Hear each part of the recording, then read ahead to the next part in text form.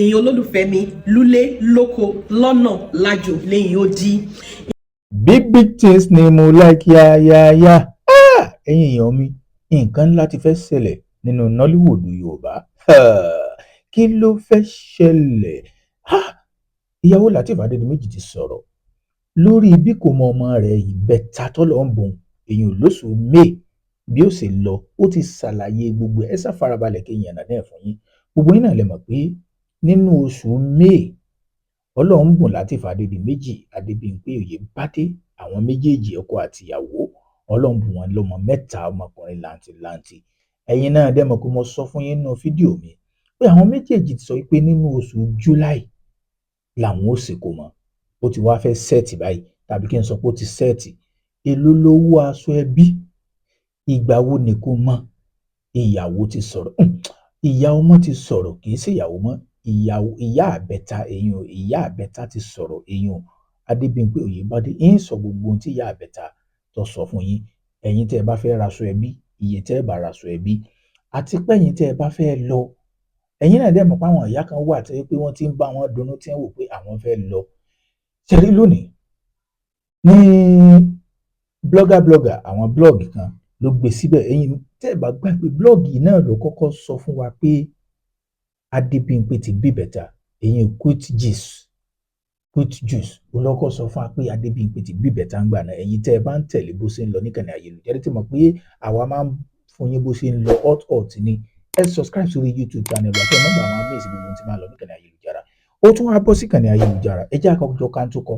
Ẹ má gbàgbé o, ìyá àbẹ̀ta gangan náà ti sọ̀rọ̀ iye owó aṣọ ẹbí ẹni tó bá fẹ́ wá, torí pé àǹkárá jẹ́ sẹ̀mó, ìwọ tó bá ti ra aṣọ ẹbí kò sí sẹ̀mó fún ọ. Quit Juice bọ́ sí ìkànnì ayélujára wa kọ́bá ní Lateef and wife's baby cheristing party is actually looking like something that is going to be big. Big things ni mo like yáyáyá. Ó ní tí ń bọ̀ lóṣù tá a fẹ́ mú eyín ìkómọ Lateef Adédìméjì àti Adébímpé, àwọn ìyá àti bàbá àbẹ̀ta. Ó ní ó dàbí ìpa pé n tó fẹ́ lágbára ni o. Ẹ má lọ bí kankan o, ẹ má tì í lọ, ẹ ṣàfàbalẹ̀. Lateef ìyá àbẹ̀ta náà sọ̀rọ̀ o. Ó ní aṣọ ẹbí alone is 400,000. Ṣé 400,000 ní sá? Ẹ jẹ́ agbọ́n tí ìyá àbẹ̀ta sọ.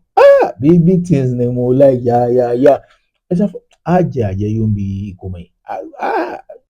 Ìyá àbẹ̀ta wá bọ́ sí orí posting gangan, wá comment sábẹ́ posting kó fi sọ iye táwọn fẹ́ ta aṣọ ẹbí. Wọ́n ní thank you so much Quitty. Ó kọ́kọ́ kí pé o tiẹ̀ ṣe tó kọ́kọ́ fọ́ wa fún orúkọ ọmọ àti ọkọ̀ wa fún popularity. Wọ́n ní the Thanksgiving aṣọ ẹbí is actually 450,000 naira, not 400. Ṣé pé mo sọ fún pé big things ni mo like yáyáyá. Ẹ̀yin aṣọ òkómọ lásán fẹ́ni tó bá fẹ́ wá 450,000 naira ni. Wọ́n yẹ bomi là 450 ni. So kìí ṣe ìkómọ yẹ̀wùyẹ̀wù ọmọ mẹ́ta lẹ́yìn bí ọdún bíi mélòó tọ́lọ̀ ń dá wọn lóhùn. Ẹni tó bá fẹ́ wá kìí ṣe òde ilé ìsòdè kìíní. Wọ́n ní can't wait to celebrate with my loved one. Ẹ wá jẹ́ agbọ́n àwọn olólùfẹ́ rẹ̀ tẹ́ bá rí bí wọ́n ṣe ń kọ́mẹ́ǹtì sí kàn ní àwọn èèyàn ní kódà kó jù bẹ́ẹ̀ lọ, àwọn làwọn ọ̀rà. Ẹ jẹ́ agbọ́n táwọn bíi méjì àbí mẹ́ta tí wọ́n sọ ká tó wá sọ̀rọ̀ ìgbà wo gan ni kó mọ̀. Ìkan nínú àwọn olólùfẹ́ Adébímpé ó wá kọ́mẹ́ǹtì síbẹ̀, ó kọ́kọ́ tààgì ẹ̀ gan kẹ́ lè mọ̀ yìí pé ó wá ní too cheap. Òun tó sọ pé 450,000 gan pé ó tún kéré lówó aṣọ ẹbí ìkómọ. Too cheap sef for such heavy blessing and testimony. Ó láwọ̀ aṣọ gan tún kéré fún oore tó lòun ṣe, which I have money to buy or even access to come na me for dance pass. Ó lóun lówó tóun ó fi rà, bóun sì tún lówó tóun ó fi wá gan. Ó ní my sis is 7 years in marriage now, no child. I surely know how it feels and I'm praying for her to testify too. Ó náà wàá tún sọ, ó lóun mọ bí ṣe rí lára. Tí wọ́n bá sì ní kéèyàn ó pe bí ṣe rí wá, ẹni tó bá ti ṣe ló lè mọ̀. Ó lóun mọ bí ṣe rí lára. Ẹni tí Ọlọ́run tó yẹ pé ó wojú Ọlọ́run fún ọmọ bíbí fún ọdún 4-5 tọ́lọ́run wá fún lọ́mọ owó nǹkan tún kéré láti dúpẹ́ fọ́lọ́run. ẹ jẹ́ tún ohun tẹ́lòmíì tún sọ ká tó wá mú ìgbà wo gan ni ìkómọ yóò ṣẹlẹ̀ nílùú Èkó. ìkànnì àwọn olólùfẹ́ rẹ̀ tún ní yes we are going there live and direct. ó ní a máa débẹ̀ a máa fojú wa débẹ̀ and the aṣọ ẹbí is 450k. I was at their wedding. ó lóun wà nígbà tí wọ́n sì gbéyàwó and I'm going for the eternity as well. ó lóun tún lọ bí ìkómọ àwọn ìbẹ́ta. As many are believing God for their own babies this year you will conceive yours. ó wá ṣàdúrà fáwọn tí wojú Ọlọ́run mọ̀ gbé. ẹjẹ́ tún wo tẹ́lómi tún sọ pé mò ń bọ̀. ẹnìkan ní naming ceremony tún ní aṣọ ẹbí ní jọ congratulations to the family once again.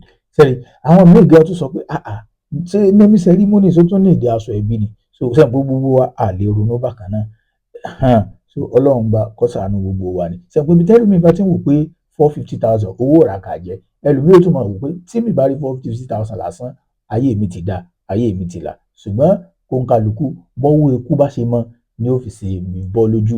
iná ni ẹ fi sọ wípé big things ní bọ̀ big things ni mo like yáyáyá ní tó fẹ́ ṣẹlẹ̀ yìí òde àwọn olówó ni wọn ò pè tálíkà bó ṣe ń lọ nìyẹn. ìgbà wo wá ní kó mọ gangan ẹ̀yin olólùfẹ́ Adébímpé olólùfẹ́ Lateef Adédìméjì mo ti sọ fún yín tẹ́lẹ̀ mo ní ẹ má lọ ibì kankan sẹ́ẹ̀rí tó sùn ilé ìbá ti parí kọ́lọ́run dẹ̀mí wá sí July tá a fẹ́ mú yìí ó ní kó mọ bẹ́tà. àwọn fámílì ọ̀wá àti sọ pé bóyá déètì báyìí ṣùgbọ́n tó súnmọ́ ni pé ó ṣeé ṣe kó jẹ́ sẹ́mi pé on the 1 May 1st ni wọ́n bímọ. ó ṣeé ṣe tí wọ́n bá lè tó bá yẹ pé 1st on the July 4th July náà ó yẹ kí gbogbo ti máa lọ lókè ní ayélujára ká ti máa mọ kínní ṣùgbọ́n ní tó tún ajé tí ó súnmọ́ náà ni pé kó jẹ́ end July gẹ́gẹ́ bí èrò títí wa.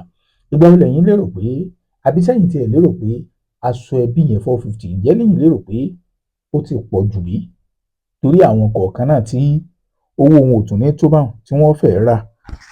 kí lè rò tí lórí eléyìí ẹ má gbàgbé ẹ drop comment ẹ share ẹ káàkiri káwọn ènìyàn mọ̀ pé nǹkan tí ń bọ̀ yìí kìí ṣe ti wéègì ni o nǹkan ńlá ni o ẹni tó bá láyà kó wá wọ̀ ni ìwọ tó bá ti lórí láyà mọ́ dé bẹ́ẹ̀ wọn ò pé àwọn tí ò rí kàmùkọ àwọn èèyàn ńláńlá àwọn tó nífọ̀n léèkánná ní ẹ fẹ́ kó wá bí òde. ẹ má gbàgbé ẹ tẹ congratulation Adébímpé Oyèbádé congratulation Adébímpé Oyèbádé congratulation Adébímpé Oyèbádé ẹni ọba bóníire yọ èrè tiẹ̀ náà yóò tẹ̀ ẹ́ lọ́wọ́ ẹni tó bá sì lóhùn ò bóníire yọ ńkọ́ àwọn ọmọ tó lè ṣẹlẹ̀ sí ṣùgbọ́n o ká bóníire yọ èrè tiwa náà yóò fi tètè tẹ̀ wá lọ́wọ́.